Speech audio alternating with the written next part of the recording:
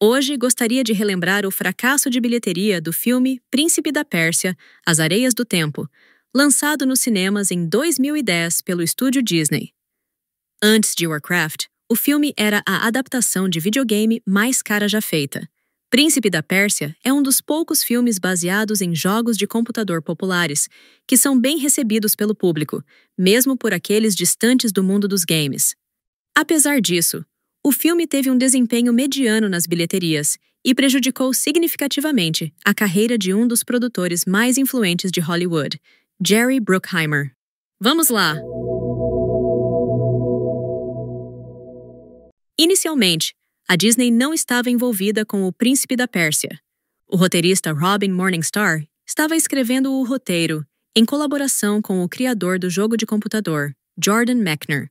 Príncipe da Pérsia deveria ser um filme mais sombrio e austero, com masmorras e zumbis. Claro, tudo isso estava temperado com sangue, cabeças decapitadas e mulheres seminuas. Mas, em algum momento, o projeto chamou a atenção do produtor Jerry Bruckheimer, conhecido por filmes como Bad Boys, A Rocha, A Lenda do Tesouro Perdido e Piratas do Caribe. Jerry Bruckheimer gostou da ideia do filme e rapidamente comprou os direitos da adaptação. Como ele estava trabalhando com a Disney na época, o projeto foi transferido para o estúdio. Naturalmente, o roteiro foi reescrito e se baseou não nos primeiros jogos da série, mas no mais adequado para um blockbuster familiar, As Areias do Tempo. Mesmo assim, o filme acabou recebendo uma classificação PG-13, um rating incomum para a Disney. Naquela época, este foi apenas o quarto filme do estúdio com esse rating. Os primeiros 3 foram os filmes da franquia Piratas do Caribe. Com a chegada de Jerry Bruckheimer e da Disney, o orçamento do filme saltou para $100 milhões. Se o filme tivesse ficado dentro desse valor, provavelmente teria sido lucrativo. No entanto, Bruckheimer, acostumado a trabalhar em grande escala e sendo na época o produtor mais renomado de Hollywood, não se preocupava com o orçamento e não fez esforços para mantê-lo dentro de limites razoáveis. Os problemas para os criadores começaram mesmo antes das filmagens. A escolha inicial para o papel de Tamina era a atriz iraniana que apareceu brevemente no filme Rede de Mentiras, em 2008. Mas, por causa de sua participação nesse filme, o governo iraniano a proibiu de deixar o país por 6 meses. Por isso, ela não pôde participar das filmagens. O estúdio rapidamente organizou um novo processo de seleção e o papel foi para Gemma Arterton. Após essa substituição, o filme começou a enfrentar críticas, até mesmo de veículos não relacionados ao cinema. Os críticos apontavam a falta de atores persas em um filme sobre a Pérsia. O máximo que os criadores podiam oferecer era a ascendência anglo-indiana de Ben Kingsley, que interpretou o principal antagonista. Jake Gyllenhaal foi escolhido para o papel principal apenas porque o diretor do filme, Mike Newell, o conhecia desde a infância e queria muito ver o ator em seu filme. As filmagens, que ocorreram no Marrocos, foram acompanhadas por enormes gastos.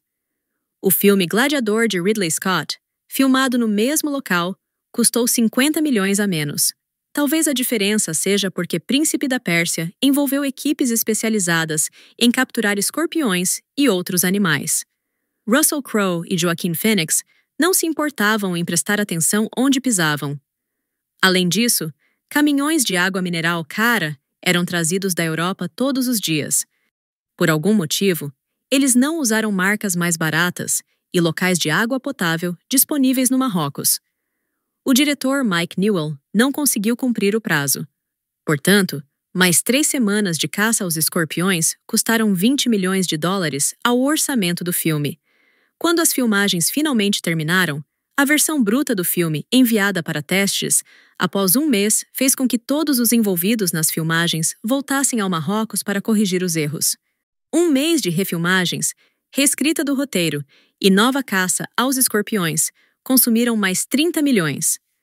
Um grande filme de $100 milhões, de repente, se transformou em um blockbuster caro de $150 milhões. A Disney também gastou mais $100 milhões em uma campanha de marketing para Príncipe da Pérsia.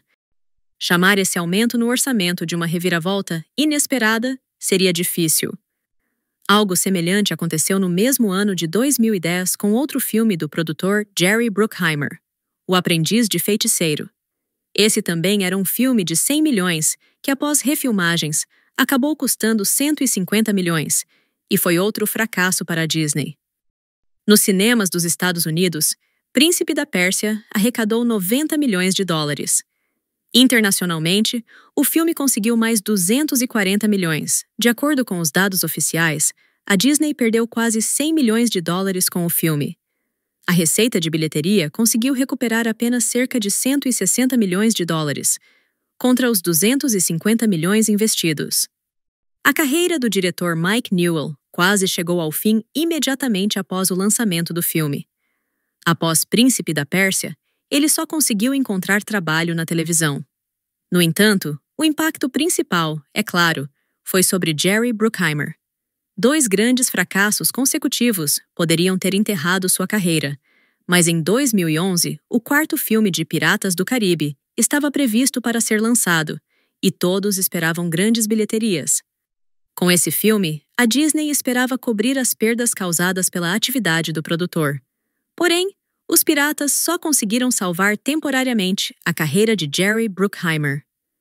Em 2012, ele enfrentou o fracasso de O Cavaleiro Solitário, após o qual a Disney rescindiu seu contrato de vários anos e sua carreira teve uma queda abrupta. O filme Príncipe da Pérsia, As Areias do Tempo, tem várias falhas, mas ainda assim é muito melhor do que muitos filmes de aventura que estão sendo lançados nos dias de hoje. É uma pena que a película tenha sido prejudicada pelo orçamento inflado, que, aliás, não se reflete na tela. Obrigada pela sua atenção. Inscreva-se e fique conectado.